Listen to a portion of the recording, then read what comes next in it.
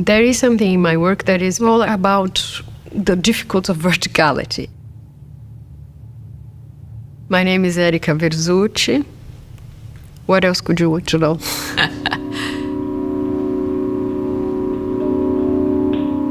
So the exhibition borrows this notion of narrative. It's not a real narrative.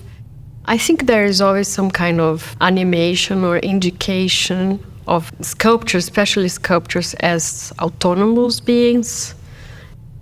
The sculptures are lying down and resting on these resin cubes.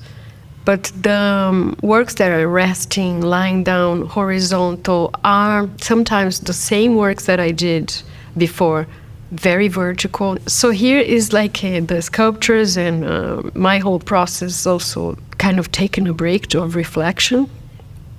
Of course, there is no break, because then when you start leaning sculptures horizontally, a lot happens.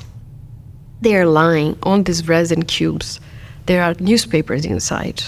I think about the cubists when they would kind of stick pieces of newspaper to the painting. For me, it was a kind of side of desperation of bringing real life into painting, as in alienation versus political descriptive work. And I said, yeah, I'm going to just do what they did, because they were probably feeling the same.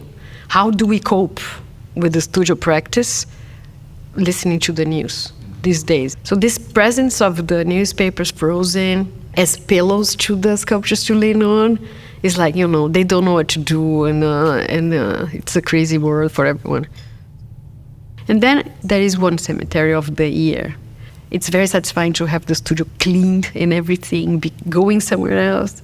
But besides that concept, it kind of goes without saying that it's the composition and the time you spent looking again at each thing that makes a piece of work, It's not conceptually accumulated. So, yeah, it's like pieces that you didn't expect to look at them again. So there's a scrap saying, nice scrap. So making it here was intense. It was like the work that was entirely made here, with cobblestones from here that are especially beautiful. Everything felt like it's going to be fine because I have this ground, literally.